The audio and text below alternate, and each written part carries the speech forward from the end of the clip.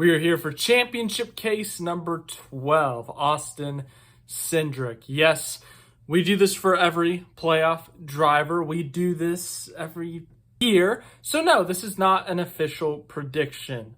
But it is the last one for at least a week because this is the last guy who, at the making of this video, who's locked into the playoffs. And we only do it for guys who are locked in the playoffs. So 4 spots remain after this. We'll figure out who those guys are. But as for today, Austin Cindric.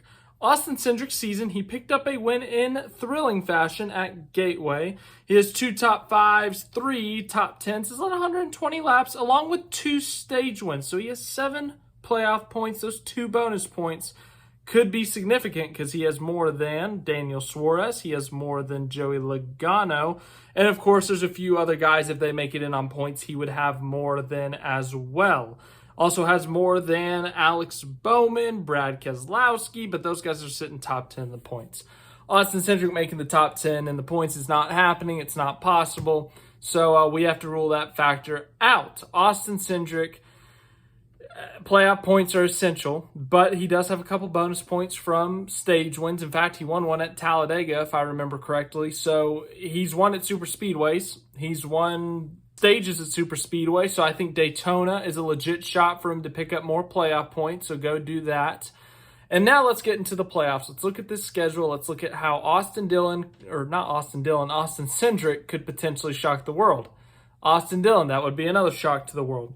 Austin Cindric, it's going to be kind of similar to yesterday because Cindric and Daniel Suarez are both thought of as really good super speedway or road racers or both.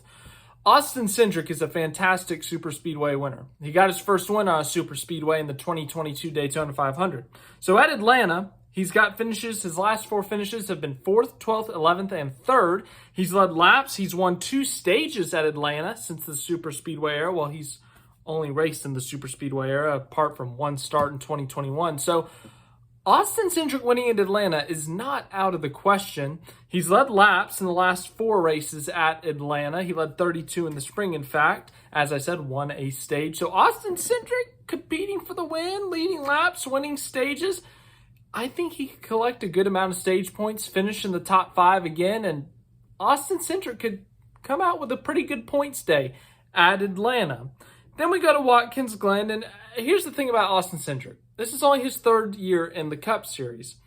All of his numbers are very small sample sizes, so it's hard to really truly gauge Austin Cindric, I feel like. But Austin Cindric has a 16th and a 13th at Atlanta, and as I said, we think of him as a good road course racer. Remember, in the Xfinity Series was always a contender on the road courses. He is a runner-up at a road course back at the Indy Road Course in 2022. At one point in his Cup Series career, a little bit earlier, he had 5 straight top 10s on road courses. As of late, it has not been as good. He hasn't got a top 10 since COTA back in 2023. So it's been 7 races since he's gotten one. But as I said, I think of Cindric as a good road course racer. I think of him as a guy who could potentially get a top 10. Contending for the win would be tough. Larson's up there, Christopher Bell, Chase Elliott, and then you got other guys like Michael McDowell. So it's going to be tough to beat those guys, but you never know with the way things work out. But top 10's realistic. So if he can top 5 Atlanta, score stage points at Watkins Glen, and get a top 10, I think he can breathe somewhat easy at Bristol. But I'm not going to guarantee it. Now, his Bristol numbers are not impressive. It's a 31st, a 32nd, and a 20th. But ultimately, if he has a good enough first 2 races, he could have enough points. But with his lack of playoff points compared to some other guys, you just can't afford a bad race. So I'm going to say if he can truly top 5 that first race, top 10 that second race, top 20 should get you enough. You have a couple points on guys like Suarez and Bowman and whatnot. But hey, Ford's good at the short tracks. They're good at, Bristol's not flat, so I don't even know why I was about to say that, but they're better at the short tracks. Team Penske's done good at the short tracks this year, so maybe, just maybe, Cindric could have a good day, get a top 10. But if he does advance to that second round, we got Kansas, Talladega, and the Roval.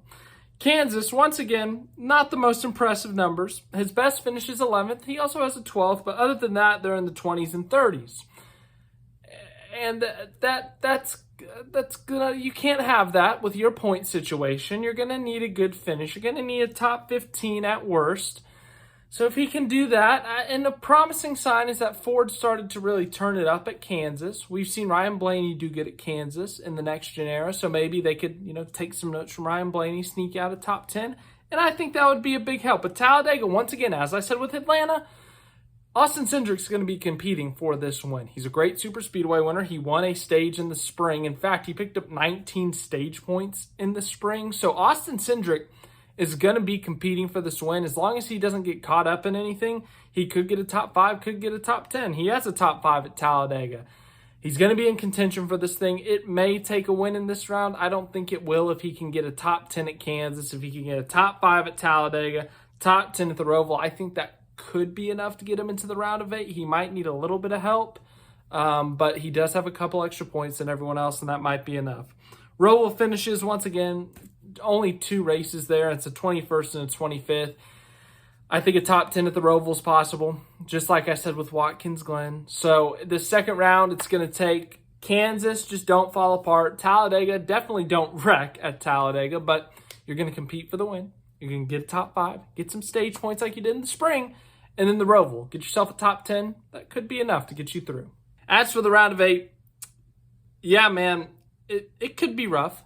Vegas, he does have a top 10 back in the spring of 2023. And then at Homestead, he's only raced twice there. It's a 12th and a 19th. But Martinsville is what I want to focus on. He has a top 10 back last fall in 9th place finish. But Team Penske has been incredible on the short, flat ovals. Joey Logano dominated the All-Star race at North Wilkesboro. Ryan Blaney dominated at Iowa. Ryan Blaney was really good at New Hampshire, but Christopher Bell had everyone's number that day. And of course, we know Ryan Blaney's history at Phoenix and Martinsville. So I think if Austin Cindric's in this round of 8, Martinsville is the track you got to go all in on, push all the chips in.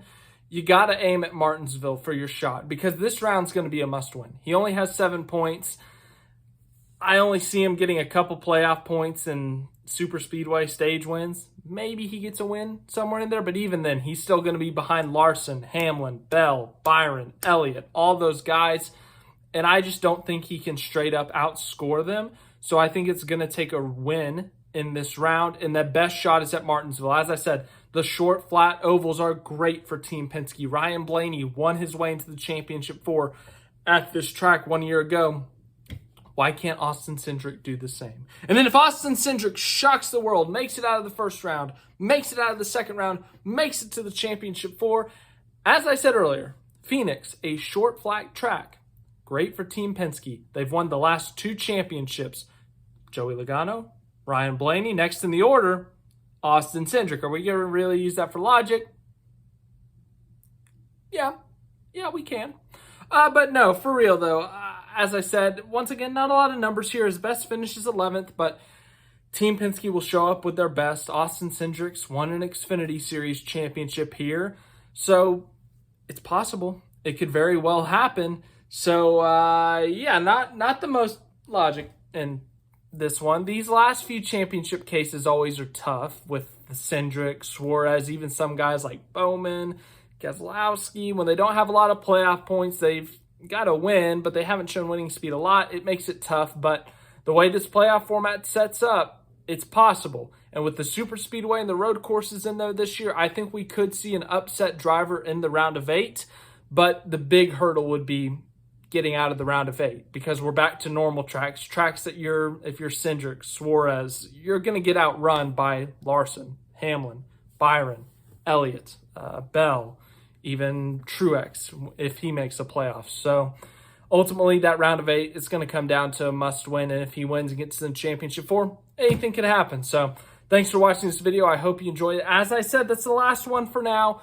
We got a Cup Series race this weekend at Richmond. We also got a Truck Series race. NASCAR is back finally. I'm excited. I hope you're excited too. And then we go back into the full swing of things. So hopefully we can have a fun end to the season. I'll see you guys in the next one.